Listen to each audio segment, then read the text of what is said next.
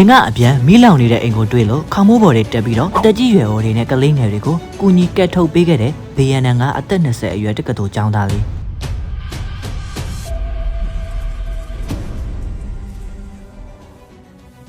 ဒီတဲ့ငါ BNN မှာ Holy တကြောဖြစ်နေတာပါဗျပြီးခဲ့တဲ့ match လာ24ရက်နေ့နှောင်းပိုင်းက BNN နိုင်ငံဟန်နိုင်းမြို့ကတိုက်ခန်းတစ်ခုမှာမီးလောင်မှုတစ်ခုဖြစ်ပွားခဲ့ပါတယ်ဗျအဲ့ဒီမှာဂျင်ကအပြန်ကောင်လေးလို့လူသိများသွားတဲ့ဒီလူငယ်လေးဟာတကယ်ကိုသူရဲကောင်းတစ်ယောက်လိုမျိုးကဲတင်ခဲ့တာပါခင်ဗျဖြစ်စဉ်ကသူကဂျင်ကအပြန်လမ်းဘေးမှာဘိုက်စာလို့ခောက်ဆွဲစားနေတော့မီးလောင်နေတာကိုမြင်တာနဲ့ချက်ချင်းပြေးသွားခဲ့တာပါ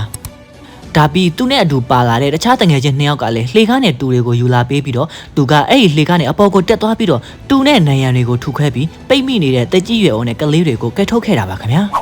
သူ့ရဲ့အခုလိုရဲရဲမှုကြောင့်ဒီတိုက်ခန်းထဲမှာပိတ်မိနေတဲ့မိသားစုအပါအဝင်လူတော်တော်များများဘေးကင်းရကိုရောက်ရှိခဲ့ကြပါတယ်သူ့ရဲ့တူတလက်ကိုကန်ပြီးတော့အသက်လူကယ်နေတဲ့ဒီကောင်လေးရဲ့ဗီဒီယိုဖိုင်ကဆိုရှယ်မီဒီယာပေါ်မှာအရန်ကိုလူပြောများသွားခဲ့တာပါဗျဒီဖြစ်ရကြောင်ပဲ BNN နိုင်ငံရဲ့ပြည်သူတွေအားလုံးကသူ့ကို The Hammer Hero လို့တောင်းပါပဲချက်စနုံးနဲ့ခေါ်ကြပြီးတော့ကိုကျိုးမငယ်ပဲစွန်စားခဲ့တဲ့စိတ်ဓာတ်ကတကယ်ကိုချီကျူးလေးစားစရာကောင်းခဲ့တာပဲဖြစ်ပါတယ်ခင်ဗျာဟုတ်ကဲ့ပါခင်ဗျာကျွန်တော်တို့ရဲ့ Magic News Channel လေးကို follow ထားခဲ့လို့ရပါတယ်ဗျ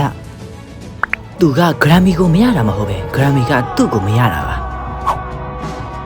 လာနာဒရေးက20တိုင်တချမ်းတွေကိုဘဝနဲ့ယဉ်ပြီးအနှစ်သာရရှိရှိဖန်တီးနေတဲ့သူမဟာယခုထိ Grammy ရဲ့မျက်ကွယ်ပြုခြင်းကိုခံထားရပါတယ်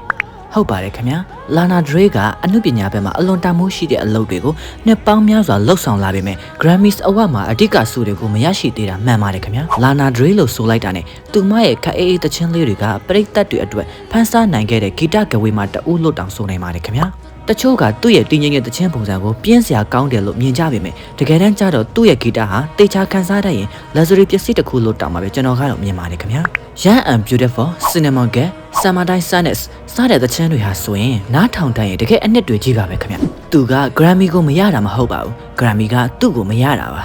လာနာရဲ့တခြင်းတွေဟာအရင် emotional soft ဖြစ်လွန်းလို့ရင်းထဲမှာပြောမနိုင်အောင်ဝမ်းနဲ့ရတာမျိုးမလို့ပရိသတ်တွေရဲ့ခံစားချက်တွေနဲ့ထပ်တူကြလွန်းတာကြောင့် Grammy လိုဆုကိုလွဲချော်နေတာကတော့လာနာအတွက်တကယ်ကိုစိတ်မကောင်းစရာပါပဲခင်ဗျာ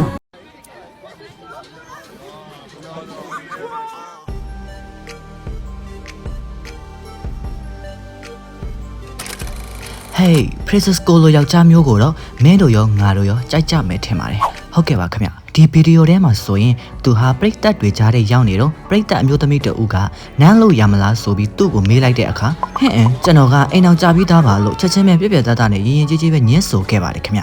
ဒီဗီဒီယိုကလပ်ကြောင့်ပဲပရိသတ်တွေကသူ့ကိုသူစနီးအပေါ်မှာဘလောက်ထိသက်ဆိုင်ရှိတယ်မိသားစုကိုဘလောက်တောင်တန်မိုးထားတယ်ဆိုတာကိုမြင်ခဲ့ကြပြီးတော့တကယ့်ကိုအမျိုးသားတွေထဲမှာစံထားရမယ် Green Flag Husband လို့တောင်းပါပဲချီကျူးခဲ့ကြတာပါခင်ဗျ Francisco ဆိုတာကကမ္ဘာကျော်ဘရာဇီးနိုင်ငံသားမော်ဒယ်တစ်ယောက်ပါ